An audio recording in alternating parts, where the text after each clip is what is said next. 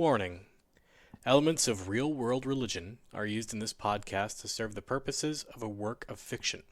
They are to drive the drama forward and are not intended to be taken as a statement of opinion by the players. Thank you for listening. Captain Salim Bayezid, a Persian hobgoblin sailor and explorer, smooths his great mustaches and sips from a wooden mug, the steam from which fills the tent with the scent of strong coffee. Even at this late hour of the evening, the only beverage the captain has been seen passing his lips is this special blend of coffee prepared by his German goblin chef, Poppin Korken. Yes. Yes. The thunderstorm that has plagued your group was unexpected this deep in the desert, and has persisted through most of the day, showing little sign of relenting. It was a dark and stormy night, much like this one. I met Jacob Waltz in a den of cutthroats in Algiers. That's when he told me about an American mine, full of all the gold you can carry.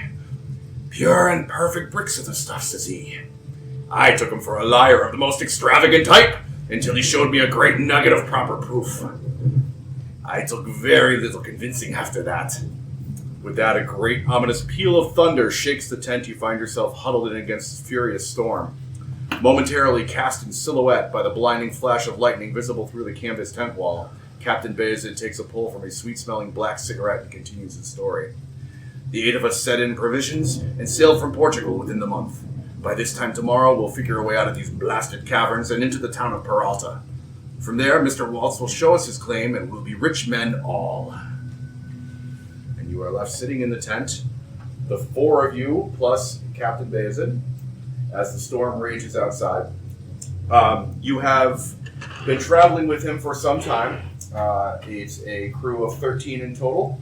The captain, his personal chef, the four of you, and 8 sailors that have turned into gold miners with the promise of treasure in a wagon caravan through narrow caverns in the desert when the storm set in and slowed your progress, and now the paths that would lead you out of the canyon to the town of Peralta, your destination, have become too muddy and slick for the horses and wagons. So you've camped for the evening while you figure out a different way out of the canyons. And you have this opportunity before the rest of your crew, such as it is, calls it a night and goes to bed for the evening. You can talk amongst yourselves, talk with the captain, or mingle with the other campers. So we're in the prairie or something. You are in the desert. Desert Canyons in eastern Arizona. All right, it's raining and thundering right now. Cool. Yeah. No, I didn't. Like For a moment, I didn't know if he was doing some like scene setting. Yes, painted desert. That's Like an opening cutscene, yeah. Yeah, like the game begins and we see the hobgoblin. He's telling the story on like the bow of a ship. But that is a story for another time. Yeah. So yes, you have made your camp in the shadow of a tall caldera, which is sort of a flat topped, almost like a mesa, not a mason. Very important. Rune is there. Rune's there. Sort of a flat, if you can imagine a flat top mountain, maybe the size of like Mount Tom, but without a peak, just cut off at the top. And right now you're in some narrow caverns where you've made camp. And the idea is once the storm blows through in the morning, you're going to try and find a way out of these canyons to get to the town of your destination. But for now, you are waiting out the storm. And we've all been in the same group for a few days now? Several days worth of traveling. Okay. I will leave it up to you to determine the nature of your pre-existing relationship. So, what does everybody look like? I think I'm wet. Hey-o! When you're dry, what do you look like? Same but dry. Well, Chris, wet but dry. I'm happy to go first. I can start if you guys want. I'll take it. All right, go for it. So you've hung out now with Matchstick Jack Conway for a few days. He's sort of leaned in a high-backed chair near the fire, and he's wringing out excess water from a bunch of bear furs that he wears fairly frequently. He looks like he's been living outside at night a lot, where it gets cold in the desert, and he's used to like bundling up for the overnights in basically any of the lowlands, any of the places where it's windswept. And he doesn't talk a whole lot. And when he does, the voice doesn't line up with the face at all. He's a big, burly bear of a man. He stands probably about 6'4", 6'5". Wearing his furs and in his boots, he's probably more like 6'6".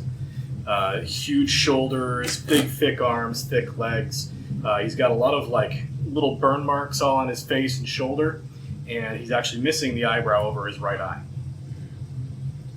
And he is trying to like look friendly. He's smiling and making eye contact with people, but he's basically just like wringing the moisture out of these bear furs with some ferocity.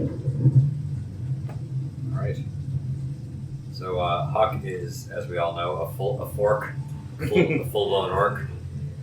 It's clear he's from the sticks, the boonies, whatever you want to call it. If not by his stench, then by his mannerisms. He even has the standard pair of very thick overalls. Very very well muscled, kind of this grayish green skin, tusks. He's kind of bald on the top, just kind of just some sparse bit of hair here and there, and kind of a beard that's growing in between all the everything. It's just scraggly and gross. He is so when he's not dressed for action, it's pretty much just the overalls and not much else. He's a pretty simple orc. He dresses pretty simply. When he expects action, he has this suit of quote-unquote armor that he's cobbled together through various junkyard parts. A lot of it is remnants of old carriages, remnants of repurposed material from guns to create what amounts to kind of a ring mail. Nice. And it looks atrocious. It doesn't even look like it should work or function as armor, yet it somehow does. It mostly covers his arms and waist, any soft areas that one might have. Otherwise, he kind of just has the bare chest, and wherever he's hard and muscled, he has that showing. And he speaks with this very incomprehensible drawl. He seems very interested in helping, especially with physical labor. He can lift a ton of weight, and if a lot of stuff is lifted, he will use what he refers to as miracle to provide superhuman, even for an orc, lifting strength. He's probably gotten the wagon out of some very rough mud patches through brute force alone. The two of us could probably lift and carry this wagon. Oh yeah, do. like a palanquin. Nothing to see here. He's pretty quiet. Doesn't make much conversation. Doesn't seem to have the wits for much of a conversation, especially about deeper subjects. But it is known at some point he has mentioned his family's junkyard, and that's his business. And he hasn't said why he's on this expedition yet, but he has made mention that fearful we will side rocks. And if you understood that, then good for you. I got rocks. Cool. Jack didn't understand it because your mouth didn't move. Yeah, his mouth doesn't so move as it does just kind of shift from side to side. That's about it. He's pleasant company if you're not smelling him or looking at him. Or around him. Anywhere near him, he's great. He doesn't seem aware of him violating his social mores. You're just like, oh god, this is how he lives. Arizona Rose is a small woman, long blonde hair, blue eyes, very petite. Looks like she might have been a beauty in a former life, but she's very bedraggled. The blonde hair is sort of straw-like and scraggly. She's got the freckles and the sunburn over her cheeks, and she just kind of looks real tired. And those of you who have spent any time in a town or looking through a sheriff's office might have seen her wanted poster. She Not me, I can't read. I can't read this picture. I need a pop-up poster. A touch and feel poster.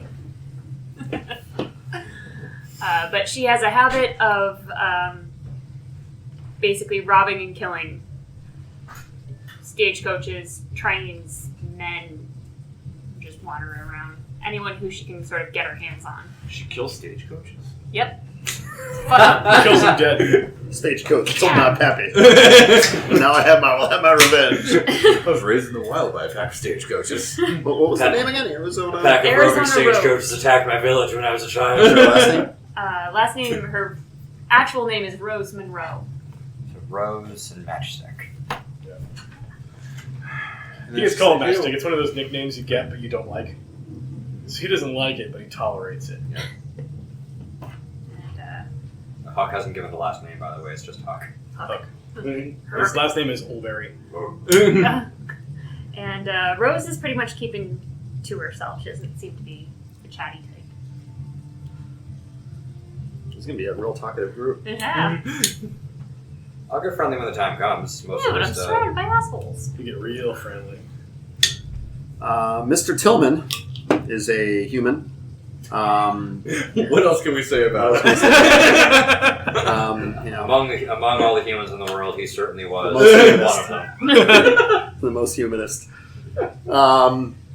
Standard, probably just turned 30 or shortly thereafter. Walks around with wearing the traditional sort of duster and, the vest and the 2 6 guns and just, Really looking the part. standard generic, character actor number 3. So, I actually forgot to mention, and you brought it up, so now I feel like I should explain. Matchstick is an old man.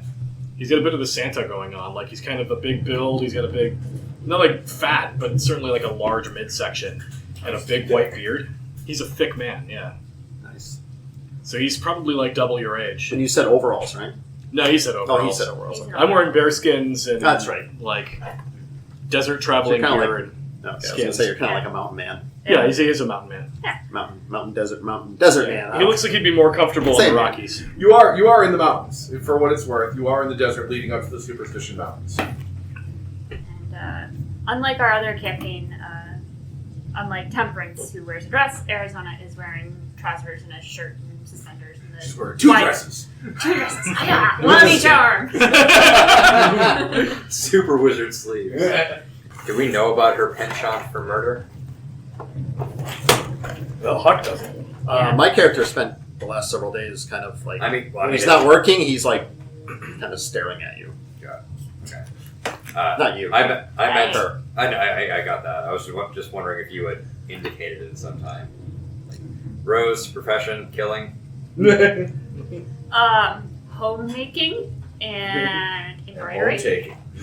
Yes. Needle point my gun at your face.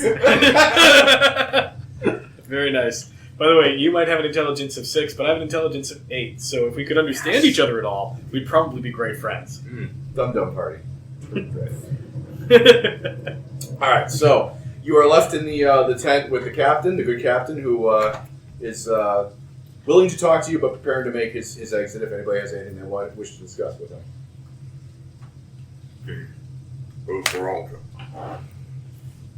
So you're saying that this gold is ingots? I don't remember that in the description earlier.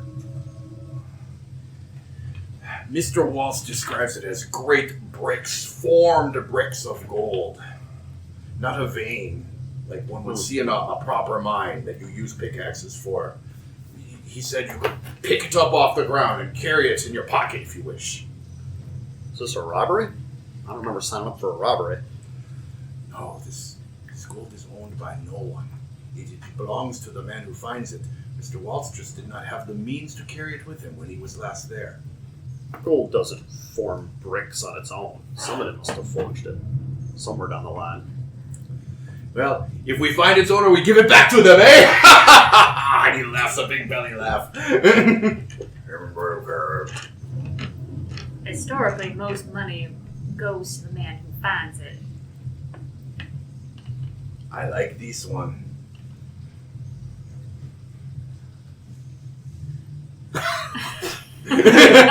Speech spits off to the side.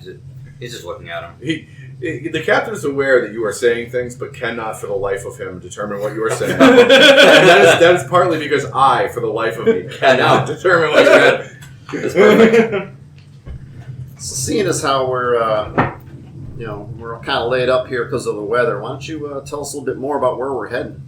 Is it caves? Is it ravines? Is it a... And he What is it? he's got sort of a it's wet from being out in the rain. He's been going tent to tent, but it's a waistcoat and it's buttoned, or his chest, he unbuttons it. And you can see that underneath the waistcoat, he's got like a big wide open shirt. You know, he's Persian, big tufts of chest This ain't hair. gonna be none of those chest tattoos. Which one of you looking at that right now? No, never fear, my friend.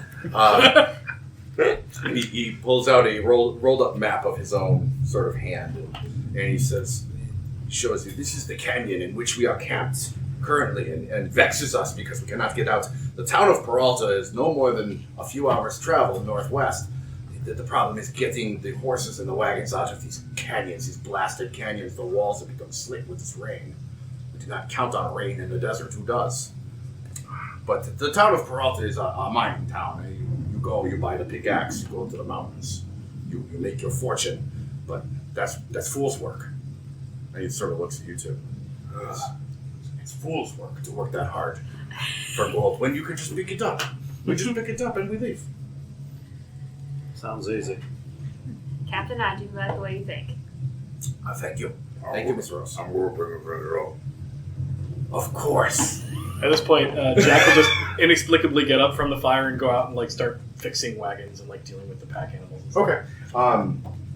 You are immediately drenched as you're out there. One of the big problems you're having is that the horses are tethered to an iron stake in the ground, and the ground's becoming loose and wet, and they're just pounding the stake in deeper and deeper and deeper, and the horses' ropes are getting shorter and shorter and shorter. Now the horses are all getting pissed off because they're all close to each other, so they're looking for alternate methods. But you see that, and you see there's one guy who is on guard duty. You've met this man in your travels. His name is Victory Gaskell, and he's wearing his cowboy hat turned against the rain. He's got his collar turned up against the weather. He's got a rifle, and he's taking his guard duty pretty seriously. He seems to be patrolling the grouping of tents. You're 3 tents and 2 wagons in your little wagon train. And the other 2 tents are alike with people discussing on the inside. It's been mostly a mix of humans and goblins. There seems to be a candle burning in the cook's wagon, which is the one that the captain rides on when he's riding. And so what exactly is it that you are doing? I'm going to tend to the horses that are all getting pissed off. I'm going to direct the idiots to like start a new hole in some spot that isn't already dug out by the iron spike. And I'm going to try and keep the horses from freaking out while they move the pole. Okay. You can throw me an animal handling check to see how successful you are. Not very good. Not very good. So the horses don't want to follow you, and you end up just sort of brooding it around. And you can't hear, so you can't really determine what the conversation is about. But you can tell by the way that these 2 guys that are working on putting new iron stakes in the ground, they're kind of leaning in and whispering to each other. Without looking directly at them, obviously you can't really determine what it is they're saying. Can I discreetly find a way to look directly at them? Even if it's like 20 feet away or whatever. Yeah. They're partly whispering to each other because in this weather, the rain on the hard-packed earth and the thunder, it's hard to hear each other. They're partly whispering because they don't want Victory to hear us walk around. And you soon realize that it's because they're talking about him behind his back. And one of them is saying that Victoria started seeing things. They think he's hallucinating. And that maybe it's not the best idea to put him on guard duty, even though he seems to be the most dedicated. Okay. I'm going to keep observing them if they have any further in-depth analysis of this conversation. I'm going to try and like make it look like I'm doing other things. I might even actually be helping, but I'm going to try and discreetly keep an eye on their mouths from like 20 feet away. And if it looks like there's work being done, I'll join in and just start helping with whatever's going on. Okay. You probably are. Probably one of the first showers Huck's had ever. You probably are alerted to the work being done by the sound of like hammer on metal as they're pounding these iron stakes into the ground. So you would know about it. The rest of you are staying in your tent. I'll go out and try to help out with the horses. Okay. The captain excuses himself, and he's, like I said, he's going tent to tent to just check on the men at this point. You hear through perception, I would Yeah, passive perception of 19, and I read lips. And are you going to attempt to? I'm not going to be helping them. I'm going to be sort of standing at the entrance to the tent, just watching, Okay. surveying the area, watching. All right. Then, for those of you who are paying attention to this conversation, Huck, do you have any interest in it at all, or are you just here for the work? This work. Okay. Then I will take perception rolls from the two of you. Oh, the three of you. Excuse me. Yeah. Non-natural 20. My actual roll sucks. Can I use my passive? No, you're actively trying to overhear. Your roll is your roll. To overlook. Yeah. Thunder's too What? loud. Yeah. Thunder doesn't matter. Oh, yeah. No, you know what? I'm going to stick to your roll because if we could just baseline at your passive, we do it all the time. Your Okay. roll is your roll. 16. 16. All right. So you don't hear anything of note. You hear them talking about how Victoria has said that sometimes if you are watching the trail and you're not looking off to the side, he sees a big black dog and he thinks it's following us. This big dog. I thought it was a wolf, but he says no, it's definitely a dog. That's why he wanted to take the watch. He's afraid that this dog is going to come get us in the night. Been in the desert too long. I'm going to go over and see if I can't track down Vittori. Okay, it's not hard to find. He's patrolling the camp with a rifle. You see anything out there? Nothing yet. This damnable rain is so thick. I cannot see through it. You expect to see something out there? When you are on watch, you always expect to see something. It's how you stay sharp. You seem, Thank you. you seem a little tense. We were supposed to be out of these canyons today. I do not like them. They put me at ill ease. Something about them is very wrong to me. Just landscape. Can't hurt you. Well, it can hurt you, but no more than any other kind of landscape can. It's not the landscape, it is the unwanted company. And he sort of casts a glance at one of the tents that you haven't been in yet, and you see the face of a man that you recognize as Jacob Waltz. He's on like a little three-legged stool, and he's just sort of sitting there. And he's not watching Victoria, but he's watching Victoria. Like there's a tension in the air, and he's just watching the storm. Yeah, well, most companies unwanted company for me, so I understand. So I have a pretty banging insight skill, and I would have been eyeing pretty much everybody in this party the entire trip. Sure. That's sort of what I do. All right. So what exactly are you hoping to find out? I'm really trying to find out who are the sleazeballs versus who are just the people trying to make a buck. Okay. It's like, that's kind of what I'm doing. Okay, go for it. So I don't know if it's a separate roll for each, or No, there's a Victoria I'll dude, give you or one just insight generically. roll for Bucko everybody. is just trying to make a bucko. It's going to be a 16. 15. 15's pretty good. It does not take a banging insight roll to realize that the crew doesn't trust Jacob Waltz, but the captain does, and the crew trusts the captain. There is no love lost between Waltz and the rest of the crew, and even the captain keeps him at arm's length. He's sort of a necessary evil to get rich quick. The crew is pretty much as they come. They're freelance mercantile sailors who traded in their sailing clothes for mining clothes when the promise of easy gold came their way. The captain said he had a deal that he couldn't turn away, and these guys followed him as they always do.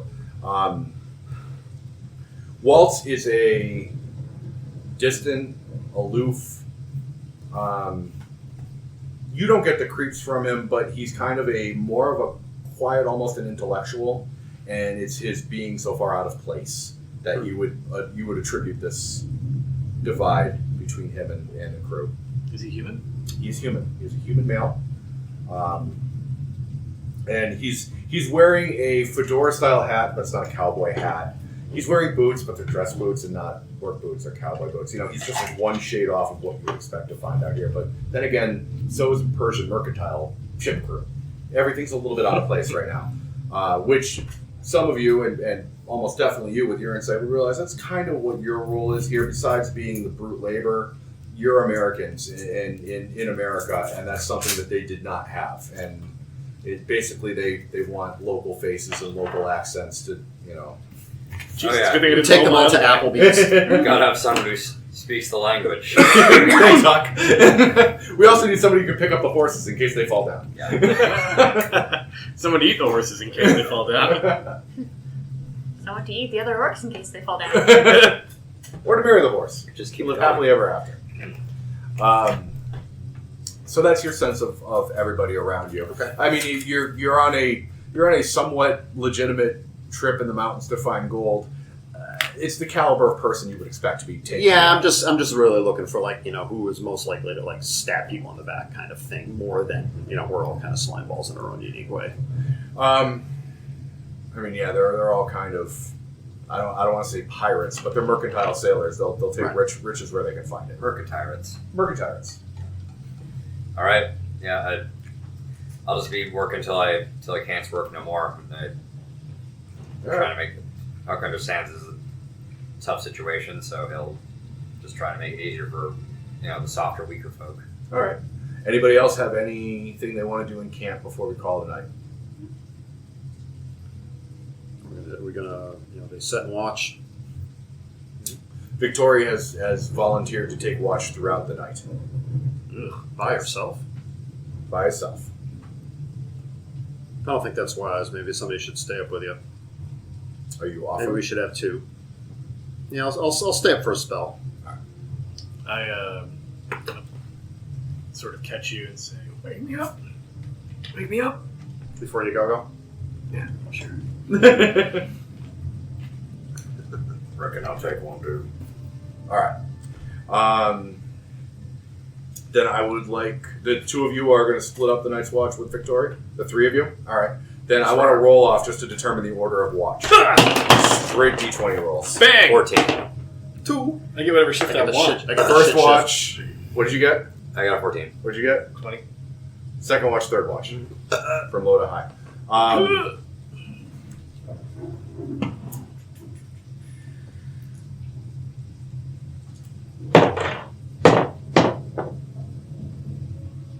All right. So before you roll anything, I'm actually going to ask the guy, you know, excuse me, Mr. Waltz, you're a little out of place here, if you don't mind my saying. What are you doing out here in a place like this? You probably belong more in one of those fancy libraries back east or something. Hey, I am, how you say in your language, a geologist. Oh, I study the rocks.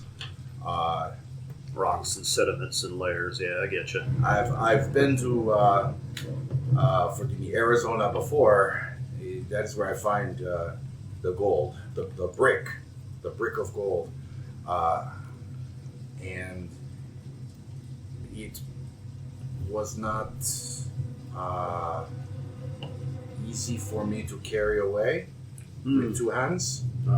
And Yeah, it's pretty heavy. I go and get many more hands for carrying. It's pretty heavy. And you may insight this man if you Yeah, I'd love to give him a hard insight. 16. Yeah, I mean, there's a language barrier, Mm-hmm. but he is oversimplifying it, and it's tough for you to determine if he's oversimplifying it because he is an academic talking to a plebe, or if he's trying to obfuscate some facts. So I've been sort of thinking about this a little bit, and it kind of doesn't make much sense that these things would be just lying around in bricks.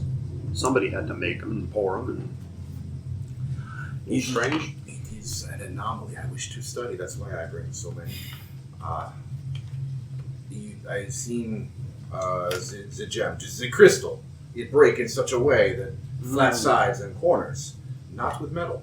It's interesting in metal. I wish to discover what did this. Interesting.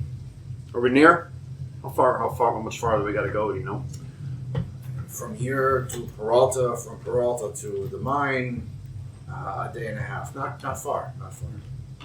Okay, real good. Why you want to be on watch all by yourself tonight? Why do you want to stay up all That's night? Victoria. You're Victoria. getting Oh, I got the wrong guy. Yeah, you're talking to Jacob Waltz, Never who's mind. the weird academic sort of Okay. guy. Victoria is just he's a sailor, Eastern European type. His Walt name's had Victoria. his He's got an eyes asking. on Vittori. What's that? Walt had his eyes on Vittori. Yes. Okay. Yes, there's that Sounds weird, painful. almost sexual tension between the two. Ooh. Right I'm on. gonna keep my distance up. There's a weird sort of dynamic going on between the two of them, but you're unsure what the nature of it is outside of just they don't like each other. Well, if it's all the same to you, I hope we hope this rain ends and we make it there quick and get out of there quick. Yes, it's not good to be in the desert for too long. It's dangerous out here. And that reminds me just a bit of local flavor for all of you who are, especially Arizona Rose would know this better than anybody. The Apache are native to this area and are very prone to violent reactions and to trespassing into their sacred lands. So being out in the desert's not altogether safe. This is one of the places where tensions between white settlers and natives are very rough. So part of probably your job is navigating around the tribes.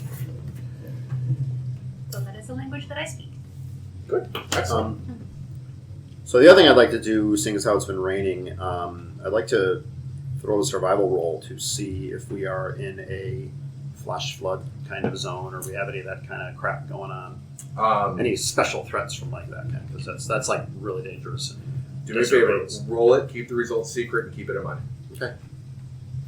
I don't even think I saw it. That's too Awesome. secret. You need to know what it is. Can I look at it when the time comes? Or Yes, you may. You may. Just hang on to it for now. So are you done with your conversation? with I'm Mr. thinking I'm done. Waltz? Yeah, All I right. don't want All right. to yammer on all night. Anybody else want to have any conversations for the end of the night? No. Okay. Who was my first watch dude? You. Nothing happens during your watch. Who was my second watch dude? Yeah, Huck will come to relieve you. All right. So you go to bed. Shortly after you go to bed, Huck, you're standing watch with Victoria, and Victoria never stops moving.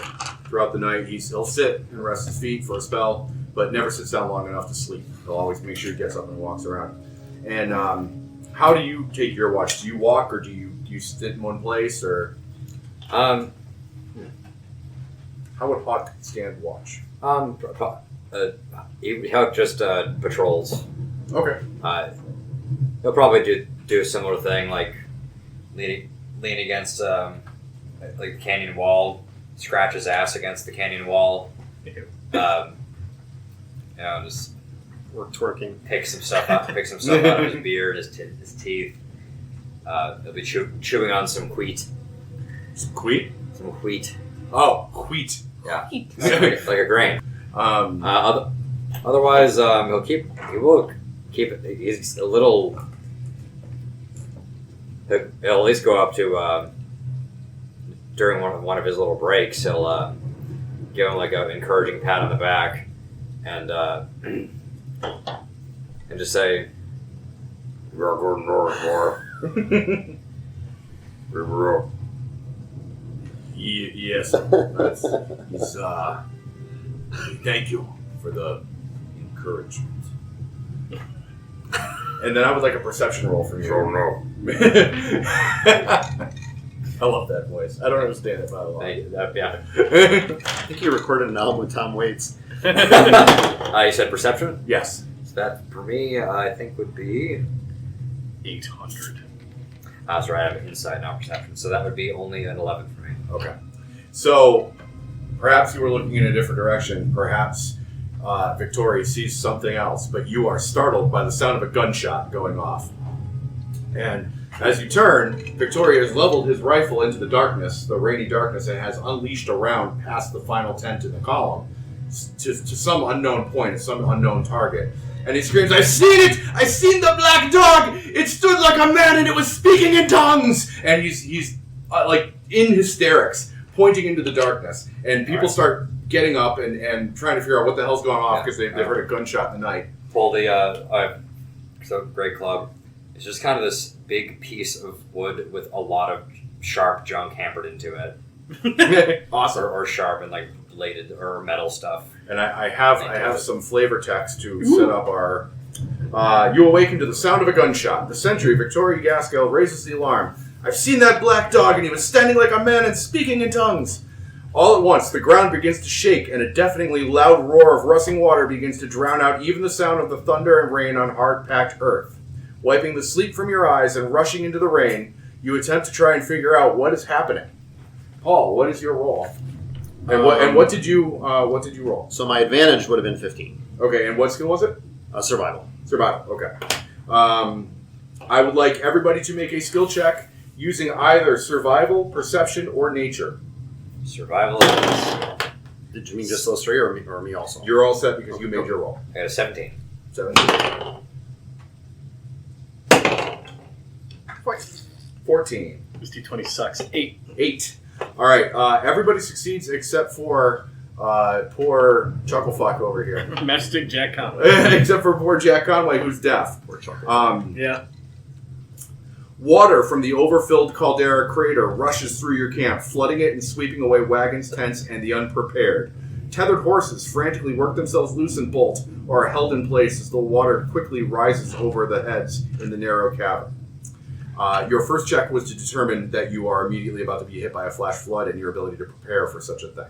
Great. The three of you were sort of Johnny on the spot, figured it out. You are still sort of half asleep. Waking up a guy who's deaf is actually pretty hard. Second round of the skill challenge. Either athletics or acrobatics to escape the water. I have athletics. Me too. I should add, if you succeeded on the first check, you make this roll with advantage. That's great. If you did not, you roll like a normal plebe would. Roll like a bitch. Is there? Can I cast guidance on myself as well? Yeah, you're a cleric. I'll allow you to do that. Sweet. All right, so that would be a 17. 17. I rolled an 8. And 8. 16. 16. 11. All right. The DC was 15. Who failed by 5 or more? All right. Roll 1d12.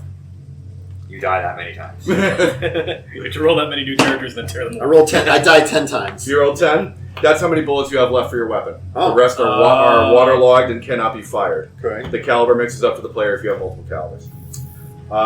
You also are unable to salvage any armor. Your armor gets swept downstream. Oh, balls. Holy shit. And wait, it gets worse. By 5 or more, you lose your supplies. You are unable to benefit from a short or long rest until you buy new supplies. Oh. Anybody else fail by 5 or more? Negative. All right. Who failed by 3 to 4? All right. Roll 1d12. I was the one who thought there'd be a flash flood. Then. Unfortunately, swimming is also an important part of it. 4. That's how many bullets you have left. Do you shoot bullets? I don't shoot bullets. Do you have... Actually, I have a shotgun, so yeah, I have 4. Okay, 4 rounds left. Cool. And 3 to 4, no armor. I didn't wear armor anyway, so fuck 'em. All right. And everybody else passed, right? Woo! Okay. 17. So, you have a moment to sort of gather your wits as those of you who have the wherewithal to know what a flash flood sounds like as it approaches, gather your stuff and prepare to be, braced to be hit by the water. And even though you have prepared... I've never been in one. That's the problem. I've heard of them, and I heard they're bad, but I have no idea what they're. Rush of water sort of knocks the belongings out of your hands, and now you're just flailing arms and legs trying to stay afloat. The water carries you an unknown, undeterminate amount of feet down the canyon as it rushes down. You sort of lose your bearings and eventually are able to get to the edge of the canyon wall and sort of all help each other to clamber out. Once the water raises high enough, it's a simple task to get up and out of the canyon. And you find yourselves in the early pre-dawn hours of the night, sort of gasping for breath, puking up water from your little river ride, and collecting yourselves. And it's just the 4 of you. Captain Bayezid made it to your side, and Poppin' Corkin has made it. He's got a shotgun and a ladle. And the captain has salvaged his scimitar and a bolt-action rifle with 1 round. Harsh. Yay, guns! On the far side of the canyon, you can see some scrambling forms. It looks like some of your other crewmates or traveling members have been able to get out, but they are across the canyon, and the water rushing the way it is, swimming across is just not an option. And we're talking like over 100 feet away. Yeah, like you can barely make out their silhouettes in the still. Oh, God. Here is the question, though. Are they on the side with all the horses, or are they on the wrong side of the river? Well, here's the problem with that. There is no horses. There never were any horses. I recognize your mummy joke, and you should be ashamed. I was proud. I was glad somebody did it. I did not have to. I will queue up Brendan Fraser after this is over. We can listen to him say it because only he can deliver that line with the proper authority. I think Benny actually did a better job in that scene. Fuck Brendan Fraser. I rolled to attack Brendan Fraser. He's dead. No, you fail. It's a 19. It's Brendan Fraser. You have to run.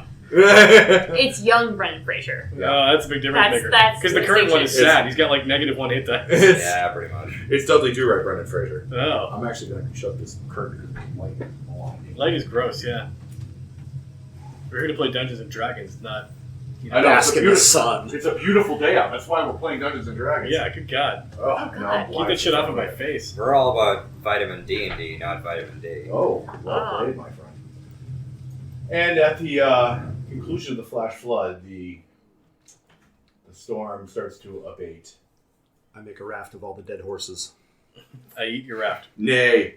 That's a horseable idea. Well, the music says we're not Oh done my god, it's the end of the universe. yet. Well, lads, we'll have to hoof it. All right. So you find yourself now lost in the high desert. You have some bearings of which direction you are heading because the mountainous caldera that overflowed is still dominating the horizon in front of you. So you can somewhat orient yourself. And the captain knows basically how to get to Peralta, but at this point it's an unknown amount of days walk without riding through the desert. So this Jacob Waltz dude's on the wrong side of the river too? He does not appear to have made it out with you. What about Vittorio? Victoria? You don't see Victoria either. Okay. It's possible he's part of the group that made it to the other side of the river, but he's not with you. All you have is the captain and his personal cook. I'll go make sure everybody's all right, and even ask. That was unexpected. And I lost everything. I lost everything I was carrying. I had all his supplies and all his stuff and tools, and it's all gone. I share my rations with you. I ain't hungry, but thanks. You can wear them like armor. It will give you no benefit. You just stick Such a hard tack. your jacket. And then, if you're not babysitting them, they're whining about it. Should probably get moving.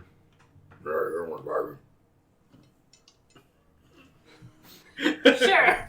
The captain says, it is going to be a hard march after that ordeal, but I wish to travel as many miles as I can before the sun comes out. Agreed. How is the temperature like right now? Right now, it's not. It's actually you're actually chilly. It's nighttime in the desert, and you're soaked to the bone. So I'm looking at the two of you. I'm not really worried about him. The two of you to see if you have dressed appropriately for the occasion. Well, most of my stuff's gone. I've got like a long coat. And stuff Okay, like so that, you but I'm are dressed for cold. I mean, I do have my long coat on, but Yeah, I'm like, I dressed had more leather like armor that's for- I gone. feel bad that much, even with advantage. I rolled a 6 and a 4. Oh. You. My armor has some padding that is moss stitched. It's warm. Gross. I was also making sure that nobody was in danger of freezing to death. Yeah. Oh. I've got the coat, but it's soaked through, and I'm dressed more for run around during the daytime. I offer you a bear fur. It's like comically too big for you, but it is very warm. And you have no idea from which part of his body you just peeled it off. It's literally the entire bear, and I wear it like a diaper. Wow. Put it on, and I look at you and Bear go, pens. I like you. I'll kill you last. Man have tried. And I brought my Puck made his own pickaxe for this occasion. Nice. It doesn't look like it will work. Just for this specific occasion? It's a special pickaxe. He heard that you're supposed to go get golden shiny rocks, and you have to get them out of the earth. So you have to slime them out of there. You can't smash your way out of everything with just blunt objects. With a Sometimes fluffy you dress? This is like a new sharp Yeah. object. Yeah. So, you begin traveling through the desert, and like I said, the captain has a general sense of where you're going. Although, those of you who are skilled in overland navigation, might wish to throw him some advice on their course. And I do.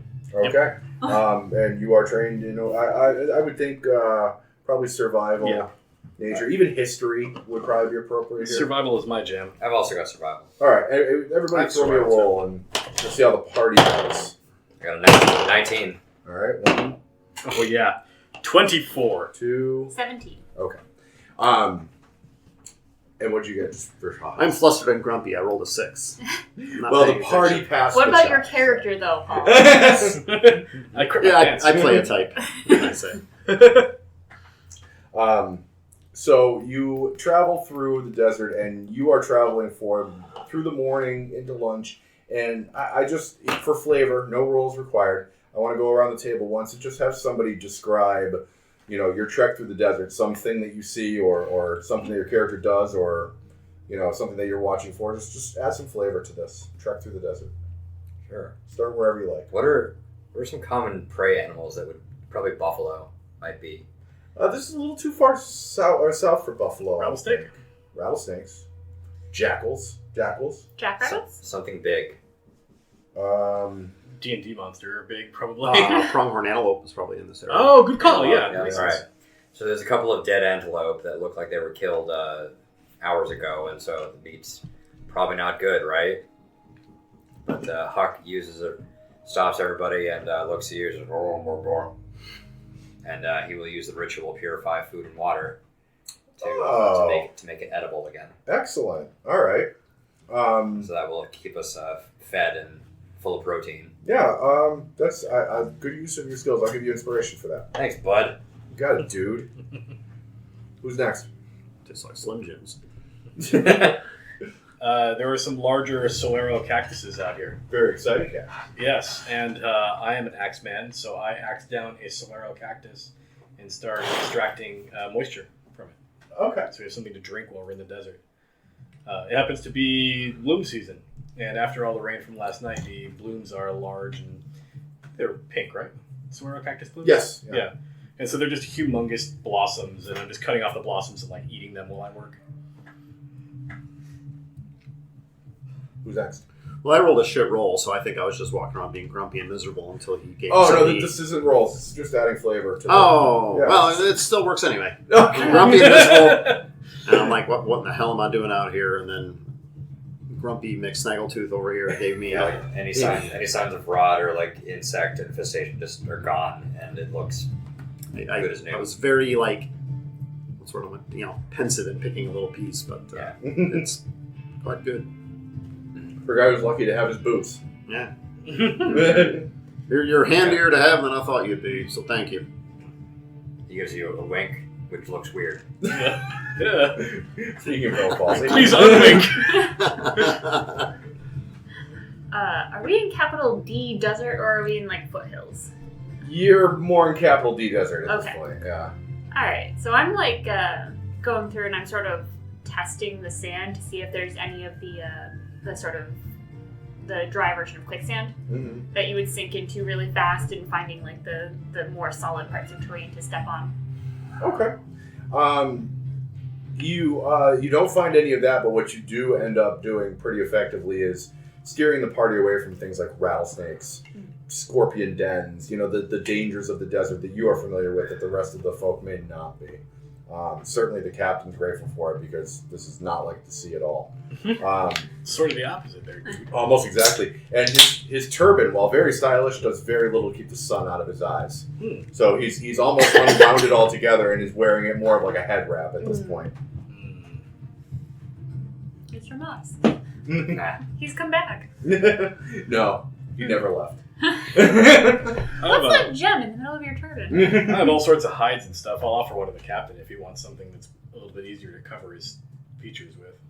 And he's pretty partial to this turban, even on Ron. He politely declines. He does drink the Seguro water. However, you could tell he's got a great distaste for water. He knows how important it is, but he does not wish to drink the stuff. He wants to drink coffee. Right, exactly. He doesn't trust water, fish fucking it. Inside a cactus. Oh yeah, I have to Those fish fishy, them fishy out cactuses. actually first. Cactus fish. And it is you who sort of are the leader, the de facto scout of the column, who first noticed the riders on the horizon. The higher rocks further out, you can tell it's maybe a group of 3 to 5 on horseback, and they're keeping a very cautious distance from you and sort of watching your travel through the desert. And as you walk, they'll disappear beyond the horizon, and then they'll show up on another high rock formation, each time getting a little bit closer and a little bit closer. When they do appear on some sort of ledge or whatever, I'll sort of halt up the column and like stretch or something like that, and like try to point towards them with like very subtly try to point at them. Let's get insight rolls from the party and see who actually recognizes it. Can I use the thing? Can I use the thing? Yeah, you took the frickin' feat. You might as well. I got 16. All right. 14. All right. So you all pick up what Arizona Rose is putting down, that you're being watched. And the captain sort of, without breaking stride to give away that he's discussing it, he's like, "Are those Apaches? I hear they're very vicious." Are they?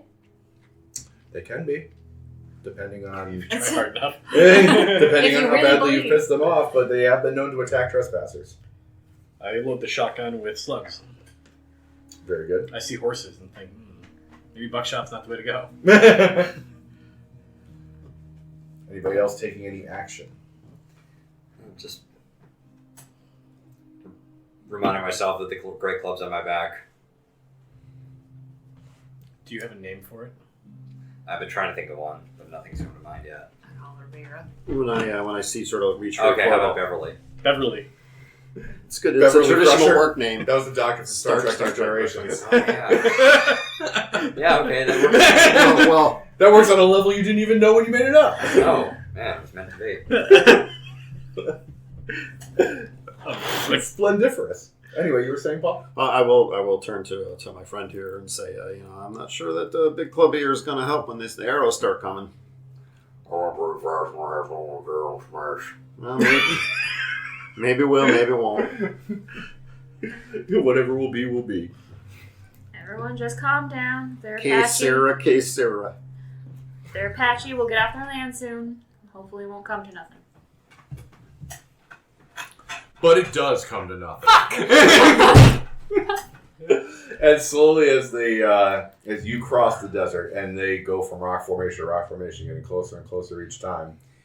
Now they are riding towards you, and not very aggressively, but not super chill either. They're not super friendly. They're not like, hey, Yeah. we just, we got some shrimp on the barbie. Like, So, yeah.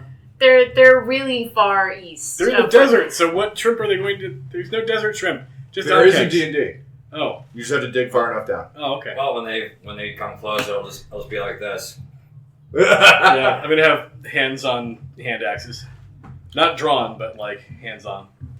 And you can see as they approach, two of the riders definitely have bows in hand, with arrows knocked, although not pointed. For listeners, by the way, I meant I was rolling my neck, stretching, and doing that tough guy shoulder roll thing.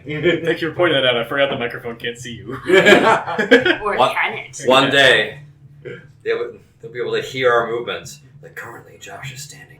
So yes, Can anyone... what do they look like when they approach closer? I'm glad you asked. As they approach, Hold that thought, Paul. Sorry to interrupt you. as they approach, you see that it is definitely you. At first, you believe it to be 5 riders. You see 5 horses coming towards you.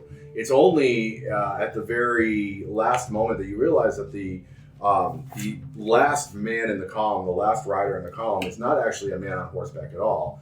It is half man, half horse. It is a centaur, as you would know it, All manimal. out of game, and he is dressed in all the traditional trappings of a chieftain. He's got a big feathered headdress. Both his human male torso and his horse hind quarters are painted ritually. He carries no weapon, but the other riders sort of form a wall around him with their bows drawn as they approach. Okay. Can anyone speak Apache? I can. So hold up my hand Get and myself a drink while you're doing that. and call Fire out me a up there, Paul. like sort of Thank you. friendly or neutral greeting. Like Hmm. very, both hands up off the guns. Like, And the chieftain does not speak. One of his riders in the front of the column, sort of, he breaks formation and he's riding like around you, like 360 degrees, sort of separating you from the rest of your party, looking at you. And you bring white trespassers with you. my companions and I got swept up in a flood. We're just trying to get off your land. Where do you head? Peralta. The camp of the white people. It is not far, but that is the least of your worries. What should be the most of my worries? And at this point, the chieftain sort of raises his hand, and the rider just obediently follows back into line. And the chieftain rides out to the front of the pack. He says, "You are being pursued by the Black Dog. Black Dog. The Black Dog has followed you from the canyon." One of our party members who was swept up in the flood did say something about a black dog just before the flood. Can you educate me on what this black dog may be? Make a. Let's see. Are you speaking his Yeah, they're speaking in Apache. All right, I want to. Yeah. Cool. Um, I'll check on that. make either like a persuasion. Yeah, make a persuasion roll.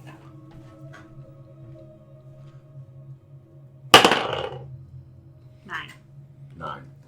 Oh no, And Fuck. you're a not charisma. I'm a not charisma. The Black Dog has marked you for death. I'm getting spoiled by temperance. It would be wise for my people to leave you here in the desert. That it may be. We might just die without the black dog. Gone and lost most of our supplies, most of our party. You are not far from the camp of the white man. You will survive the trek if the Black Dog does not take you first. Whether you wish to bring it there is your business, not ours. Well, that is heartening.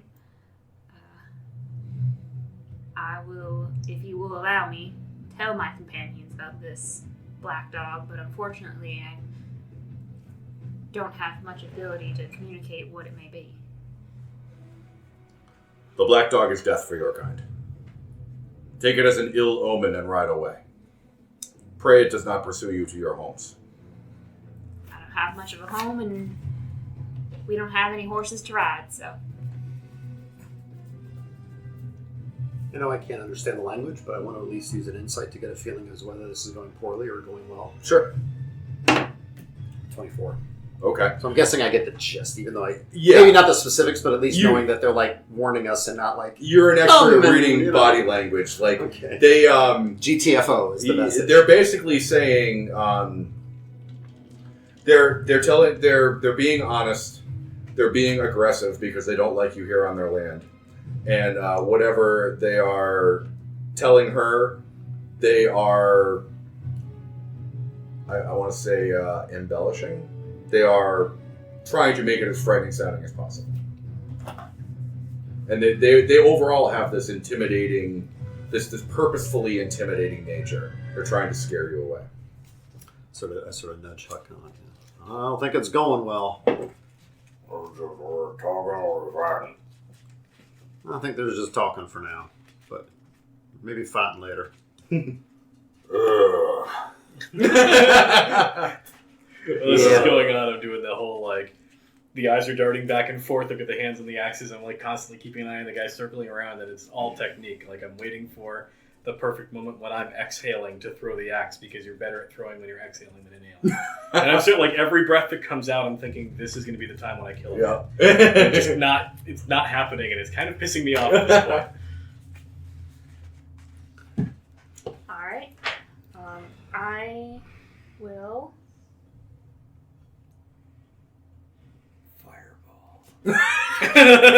Fire Paul? Don't Yeah. fire him. I will. Shoots a flaming ball and it We need his hit points. I take a deep breath and sort of close my eyes, and I focus really hard, and I use my primeval awareness. Okay. And what does that do? For 1 minute, I can tell if any creatures of the following are within 1 mile. Okay. Aberrations, celestials, dragons, elementals, fae, fiends, and undead. Okay. Stand by. Ryan had to open the monster manual. All right. just handed the book. They're all here. Yeah. Every single one of them is right next to you. Fuck. That diaper I handed you, it's full of dragons. Well, it's full of one dragon in particular. It's all matted down. Well, can you go through the list of things again? Yes. Aberrations, celestials, dragons, elementals, fae, fiends, and undead. And vegans. And the range? 1 mile. Up to 6 in the mountains. Okay. Up to 6 in the mountains, you say? Yep. All right. That is my favorite terrain. You detect aberrations, but they are not close. So they're sort of on the edge of the 1 mile. Yeah, I don't know how good you are at range finding with that, but these are not aberrations that you're speaking with. It's further away than that. It does not reveal the creature's location or number. Okay. Farberations. They're trees. They're arborations. They're edible trees. They're arbor rations. Hey! There is no limit to how much I hate you. It is with depth and girth. My work here is done. I walk in the sunset. That's my porn star name, by the way, Girth Brooks. Oh my god. Do we have anything else to say to these fine gentlemen before they kick you loose to Peralta? Nope. I will wish them well and thank them for the information. And we're gonna leave now, and we're gonna leave as fast as we can, so that we do not get murdered. They allow you to cross their desert and leave. Thank God you had somebody in the party who speaks Apache. Nobody else wanted to say anything to them before they go? So they just leave and she comes back to us? Yeah, they pretty much, they wheel around and they take their leave from you. Unless somebody flags them down and wants to speak. No. Okay. Huck just kind of gives us a relaxed sort of spit. I